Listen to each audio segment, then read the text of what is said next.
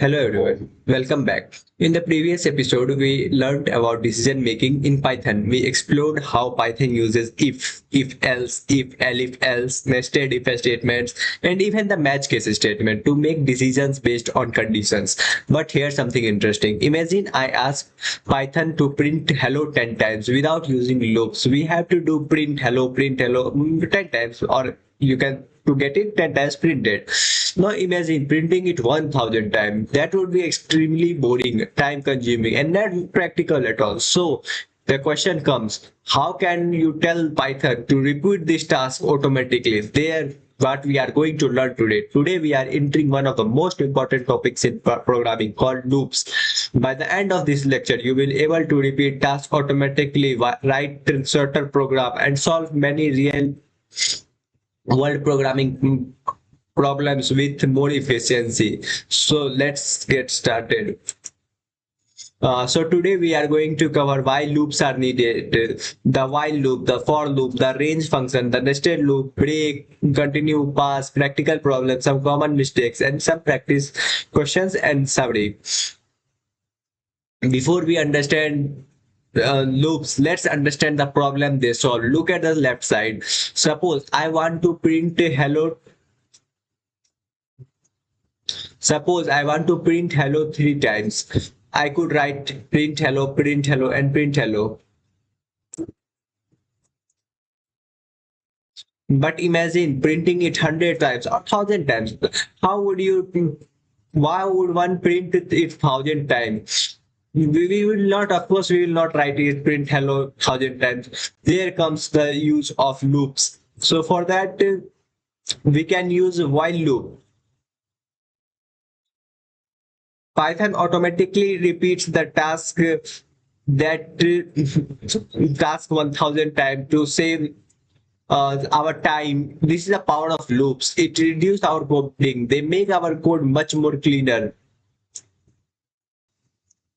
They make programs much more cleaner. Now let's connect this idea with real life. Think about your school attendance. If a teacher has 60 students, the teacher needs to call one name after another. The same action is repeated until every student is marked present. That's loop. Think about an ATM. One customer finishes, another waits in the line, then another, then another. It's keep repeating until nobody is left. That's another loop. What about sending emails? Companies send promotional emails that you may receive to thousands of customers automatically. Nobody sends press one by one to each. The computer sends repeatedly. The computer does repeated process to get the task done. Or imagine counting down of a rocket 10, 9, 8, 7. The same action repeats until 0 as every time the new rocket is being fired. Even in games, your character keeps playing while lives are greater than 0, where all are examples of everyday using loops. A loop simply means repeat a task until one condition is being achieved. So, what exactly is loop? A loop is a programming structure that repeatedly executes a block of code as long as the condition remains true. Every loop has four important parts. Let's understand each one by one. The first is initialization. The initialization means giving the loop a starting point. For example, counter 1 means you are telling the Python that we are starting the counting from 1. The second part is the condition. The condition and checks whether the loop should continue or it should stop at the time.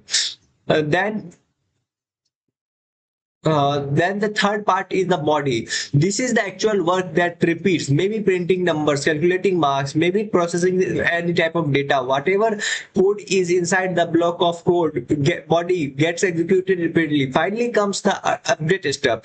This is important, mainly important because we need to change the counter each time. Like we need to tell the loop that one time it has run, now it is the next time, now it is the another time. So without this step, the condition will never become false and the loop will continue always. So let's learn our first loop, the while loop. So let's write a syntax. So for that we are going with counter equals to 1, while counter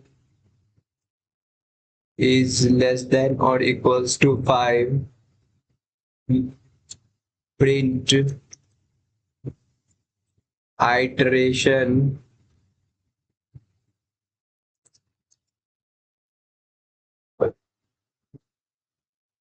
comma, counter, counter plus equals to 1. So let's run it. You can now let's carefully understand this first. We create a variable called counter here. It uses its value is 1. Then we write the keyword while. The while means keep doing the task until the condition is true, and then we have put it the condition here while it's either equals to 5 or less than 5. So in the first iteration, the counter is 1, the condition is true. So Python enters the loop. It prints iteration 1. Then we increase the counter using the counter plus equals to 1. Now the counter becomes 2. Python goes back to the condition. 2 is still less than 5. Now it prints again, and this continues until 3, 4 and 5. Finally, counter becomes 6. Now Python checks. 6 is not less than 5. This is false. So Python immediately stops. Notice something important. Python always check condition before entering the loop, and every time it checks the condition before entering the loop. If the condition is false from the beginning, the loop won't be executed even once. Another important thing, look at the intention. Everything inside the loop must be intended with proper 4 spaces. Python gives an error or warning if you forgot the spaces. The program keeps running, and it may freeze your computer if you do not properly put this counter statement. Now let's write up more real program. Like we can go with I equals to 1 while I is less than equals to 5, print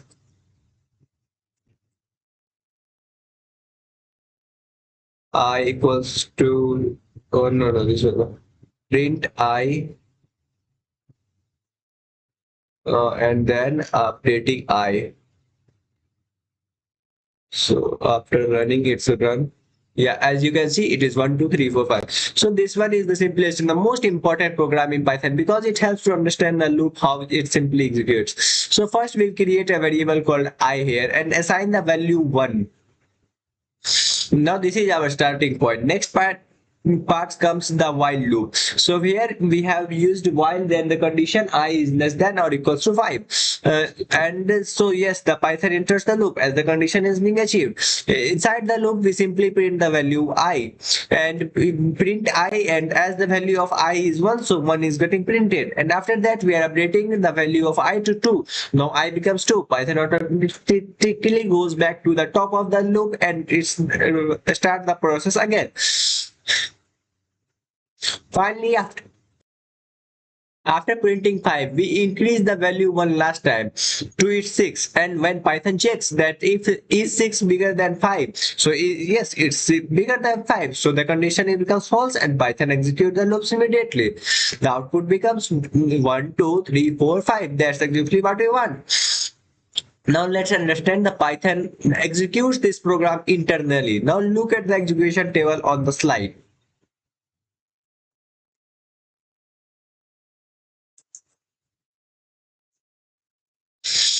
Here I equals to 1. You can see I equals to 1. The condition is true. The Python prints 1. Then I becomes 2. and the Python, it's again the condition is still true, so Python prints true and the I become 3. Similarly with 3 is still true, print 3 is become 4, 4 is still true, so print 4 becomes 5, 5 is still true, so it prints 5 and it becomes 6, and 6 is not true, so its condition is not being achieved and the condition is false, so the loop terminates and it stops. Now the condition fails, so it stops. Python is exactly follow the same cycle every time. First check the condition, second execute the loop body, and third update the value. Fourth go back to the main line, main means while line, and then again do the whole process. The cycle continues until the condition becomes false. Once you understand this execution flow, every loop in Python becomes much more easier to understand. Now let's look at some common beginner mistakes. Trust me, almost every programmer had made these mistakes at least once. Let's see and avoid them. So first is this infinite loop. In this infinite loop, we forgot to put the we forgot to update the value. So here basically what's happening, so it's every time it's run I is less than 5, a condition is true, it prints I, then it forgot to update the value, so again it's I is always 1, so it's always condition is always true, so it's a print almost it just freezes your computer and works until infinity. Now mistake 2, wrong conditioning. Here you can see I is greater than 5. So basically here you are only itself telling that I should be greater than 5, and here 1 is smaller than 5. So it will never run. Means using the wrong logic. Here intendency error. If you are leaving the space, as you can see, if the slider. So basically if you are not like this, leaving spaces before print, means the 4 spaces, then it will cause the intendency error. Same here with loop. If you are not putting it inside the loop, means basically here what's happening, here we are updating while I is less than 5 and print I. So we are just writing the update statement I plus equals to 5 outside the loop. This means Python can never reach it inside the loop, and the loop will run forever, as there is no increment in the value. So before writing any loop, whether there are remember these 4 simple rules. First, initialize the value, and always use increment, right? Second, the correct condition, update the variable, maintain the proper intention. If you follow these 4 steps properly, you will avoid all beginner mistakes. That's complete while loop section. For this, so far, we have gone through the while loop. The while loop is powerful because it keeps running as long as the condition remains true. But there's a question. What if you already know how many times do I need to repeat something? For example, I number 1 to 10, the student names, multiplication table. These are the situation where while loop feels a little longer because we created a counter, update, and manage everything ourselves. Python gives us much easier solution. It's using the for loop. The for loop is one of the most common used loops in Python. Whenever you already know the number of iterations, and the for loop is usually the better choice.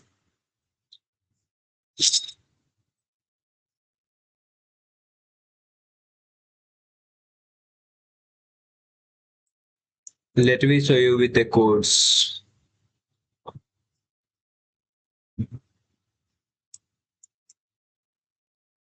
Let me write a default syntax.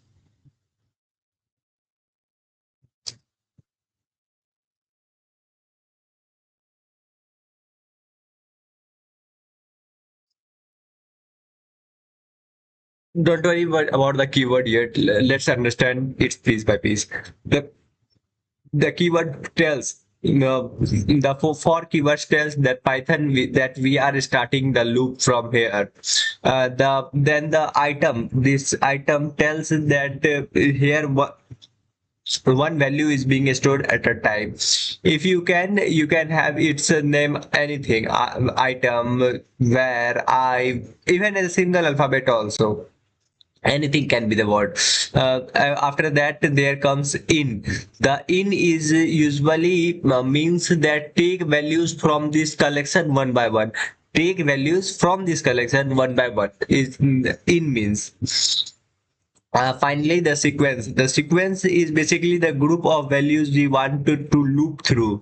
Python automatically takes one values, store it inside the variable, run the loop, and move to the next value. Unlike the while loop, we don't have to manually increase the counter. Python does everything for us. That's one of the biggest advantage for the for loop. It reduces mistakes and makes our code much more cleaner.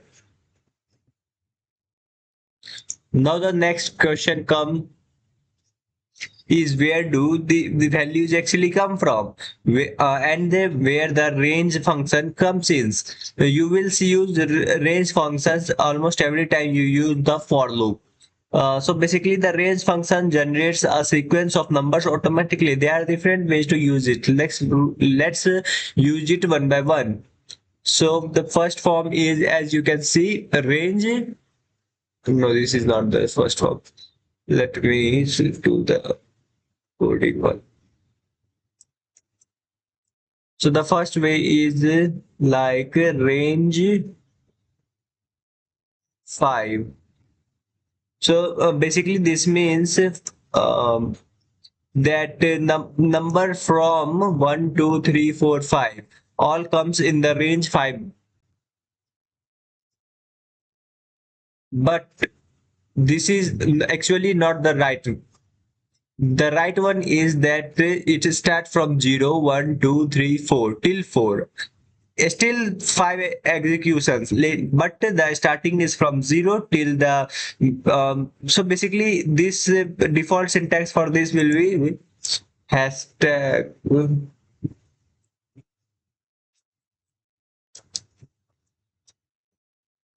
range n minus 1. Basically this is the syntax. Means any number that will be put it here as n will run the executions this much time starting from 0. Now there is another form where we use two parameters. This one we use. I have just talked about this one. So single parameter. Now I'm talking about the double parameter one. So double parameter is basically in this one we will put the in starting and the ending. So here the starting from any number to till the ending of any number. So basically this is like a range 2 comma 6. This means start from 2 and end till 6. So, but it will not end till 6, as n minus 1 here also applies. So n 2 till 5. So basically it will run as 2, 3, 4, 5. 4 times. Now, suppose we don't want to increase one by one every time value. Maybe we want to the value like 1, 3, 5, 7, or even like 2, 4, 6, anything like that. So then there comes the third way. So the third way works like range start, comma, stop, comma, step. So I will do the range 1, comma 10, comma 2. So basically this one runs like every time when we run this program, the program moves like 1, 3, 5, 7, 9.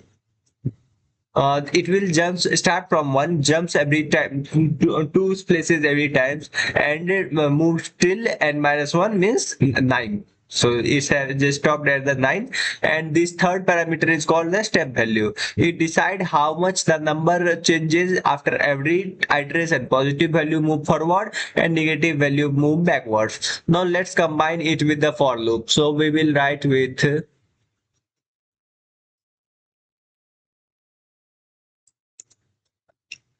for num in range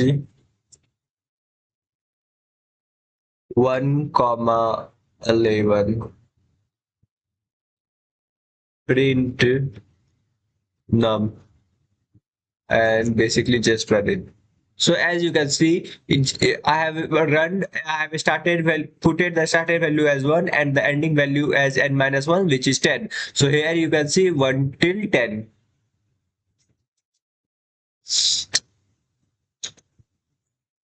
This is because loop is usually preferred whenever the number of iterations is known. We use, like, we know that we need to run this loop 10 times, so we are using 1 till 11. So this loops runs 10 times. Always remember, the starting is included but the ending is excluded, means 1 to 10.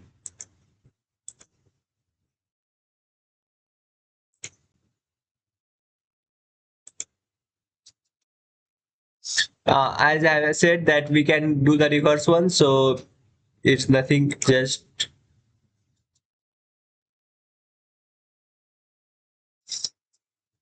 let me do you show you the reverse one for easy convenience. For I in range 10 comma 0 comma minus 1, print I print last.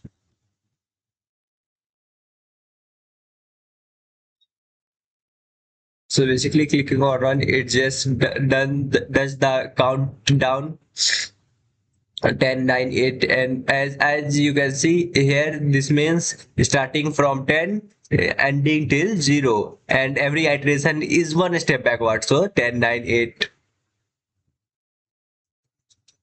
Now we have learned one of the most two important tools in loop, the for loop and the range function. In this together, they make the repetitive programs much easier. In the next part, we will go beyond numbers, which is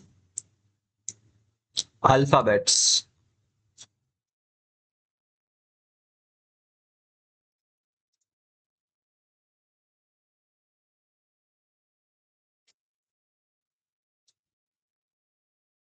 We can also go through not only alphabets, list, tuples, and many other collections in Python. So we will just do one alphabet for easy convenience.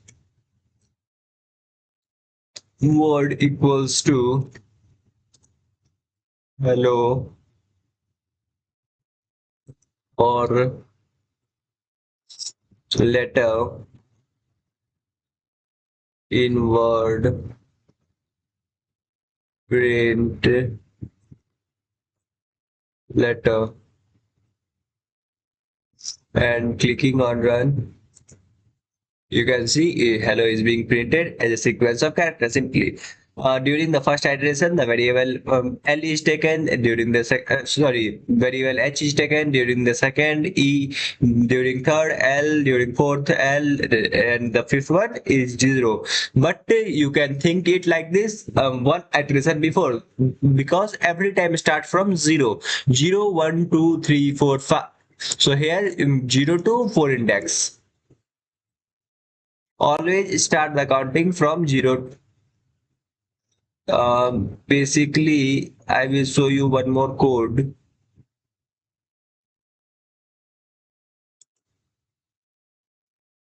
This I have not taught you yet, lists. So basically lists are just storing numbers of same type of data in a same location.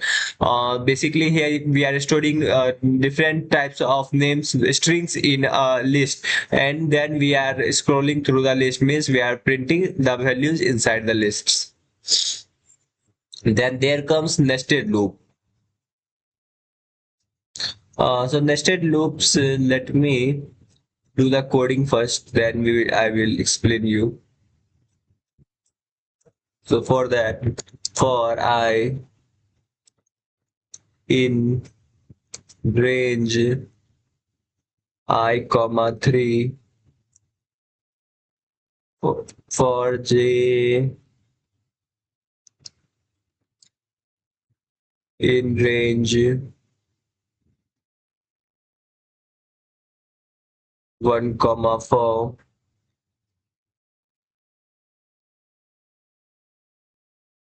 print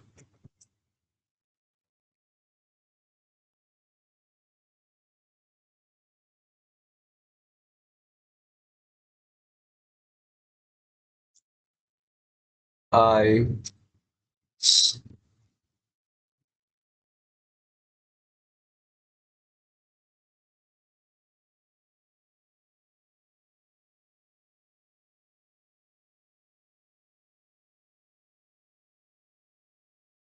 j.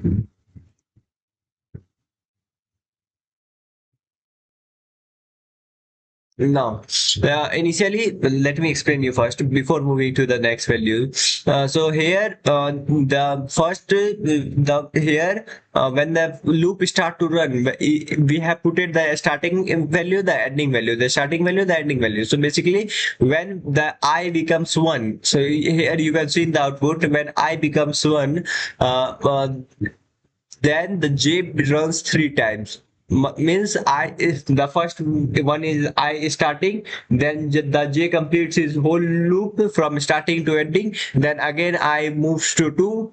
Then the j completes his again its whole loop to one, two, three.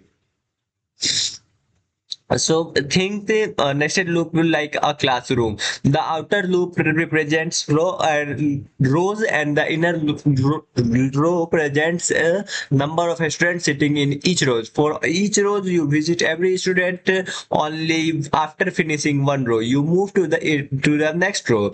Nested loops are heavily used in tables, patterns, matrices, games, and many other algorithm problems. Now let's learn one more important loop control statements, break statement. Sometimes we don't want the loop to continue, we want to stop it immediately. That's exactly where the break statements comes in role. So for the break statement, let me for num in range 1 comma 10, if num equals to 5, break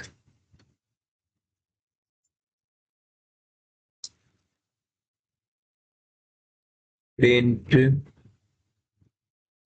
num.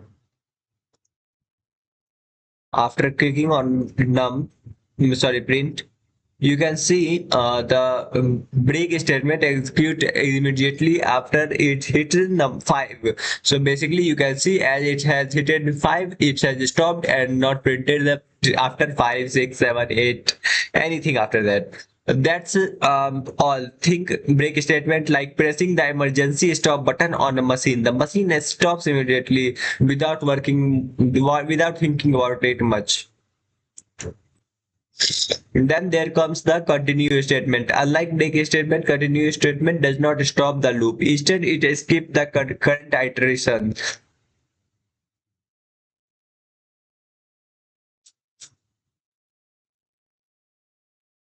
So if we will just change is to continue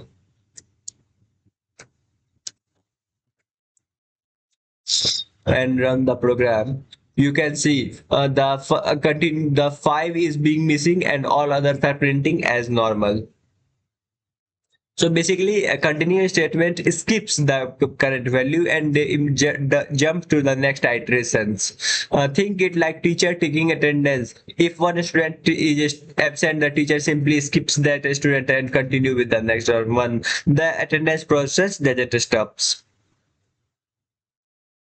Finally, let's talk about the pass statement. So the if pass statement is completely different from the continuous statement. Basically, in the pass statement, let me again show you with the coding.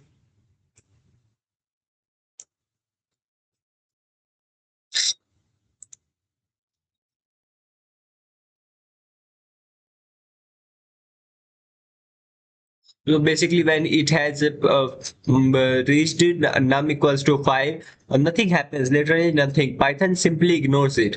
The continue statement execute and a continue statement executing the next code. The print statement is still execute and output becomes normal as it is. So pass doesn't skip anything, unline break. It doesn't stop anything. It simply act as a placeholder. Programmer often use pass while writing code that they will complete it later. Like if later on I want to put here continue, break or anything else. Simply I have left that for later, means later planning. But today only want the program to run as normally. Let's quickly revise these three statements. So basically break statement stops the loop, continue statement skips the current iteration, and pass does nothing. Whenever you feel confused, just remember the simple difference.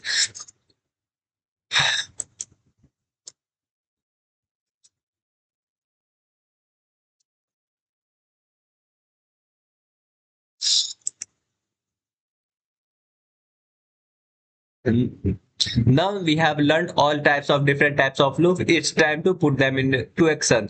Programming is all about solving calculations, as we know. So we will try to print a multiplication table using Python. So for that, we will just write the code num equals to 5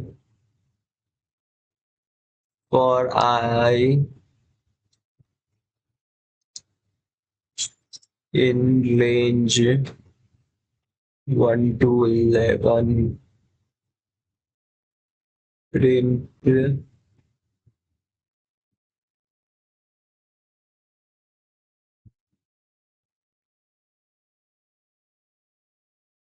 I,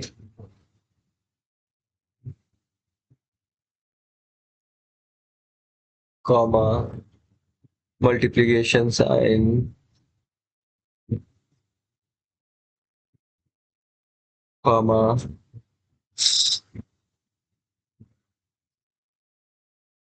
I. Basically, we don't use I here. We need to use num here, and the I will be here. And then, comma, equals to spacing, comma, num into I.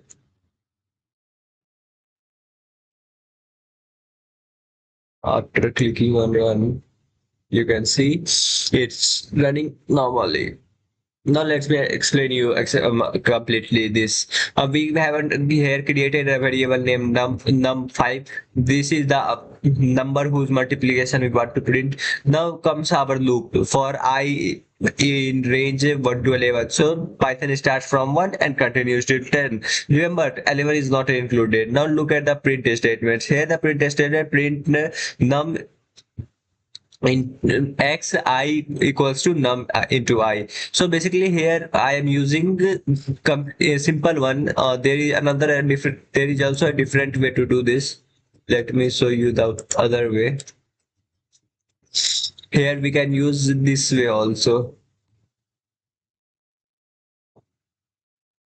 So I think let me show you the answer.